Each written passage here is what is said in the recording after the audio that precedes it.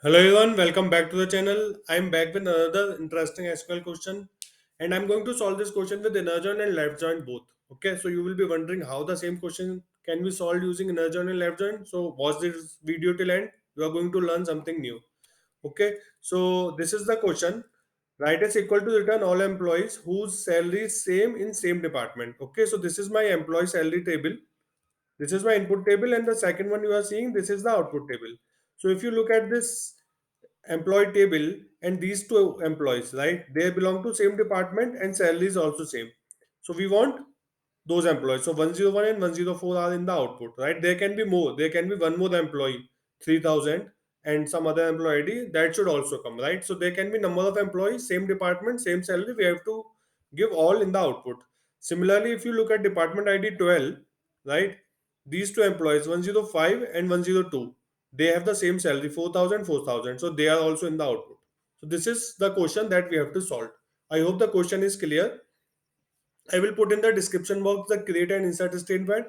I will encourage you to solve it yourself, try it yourself, and then you can check my solution later if you are not able to solve, or even if you are able to solve it, just check it. I will solve it using inner join and left join both. Okay, so let's start. So let's run our input table. Okay, so this is my input table. So what I have to do, I have to check in each department what are the salaries which are repeating more than once, right? For department ID 11, I can see 3000 salary, 3000 is twice, right? So I have to find all those combination of department ID and salary where number of record is more than one, right? So what I will do for that, I'll say select department ID. For each department ID I need, right? So I will say department ID, comma salary, right? From EMP salary group by these two columns, right? And then I will say having, so there should be at least more than one record. So I will say count of one is greater than one, right? So what all should come? I should get two records, 11 3000 and 12 4000, because these are the only two combinations which are repeating more than once. So if I run this, I will get these two, right? Department ID 11 and 300 are repeating and 12 and 4000 are repeating, right? Now what I have to do, I have to join it back with the original table on the department ID and salary and get the employee details. So I will just name it as a with clause ACT with the salary EMPS, something I'm just putting DP salary department. Okay, anything I can put as this. Then I will say select star from, right, our original table name is EMP salary inner join. I'm doing inner join because I need only those records which are available in the CT, right? So I will do just inner join and get all those records.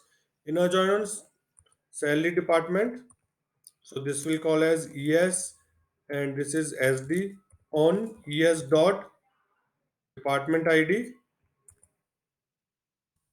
equal to SD dot department ID, and ES dot salary equal to SD dot salary, right? And let me run this now. And I need what I need. I just need ES dot star. I need all the columns from ES. So if I run this now, I will get those four records, right? So first I got the department ID and salary, those combination which are repeating, which are at least more than once, and then I'm joining it with the original table on department and salary to get all those employee details. So this is how you can solve it using inner join, right? Now how I do using left join. So another way of thinking is that those department ID and salary combinations which is only once, those I don't need. So instead of saying count one greater than one, I can say equal to one. So I will get those combination which I don't need in the output, right?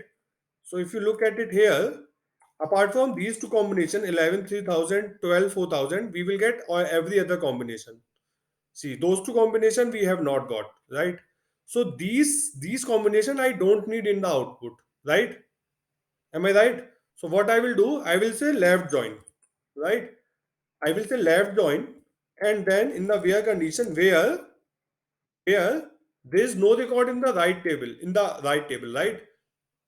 So this record should not be there in the right table. Those records I need. So for those records, SD dot department ID will be null, right? The join will not happen, right? This is a left join. So join will happen only on these department ID and salary, right? And these I don't need. So I will say wherever department ID is coming null from this table, give me those records. Okay. So what I will do, I will not run this now. I will just show you the left join and then you can understand it.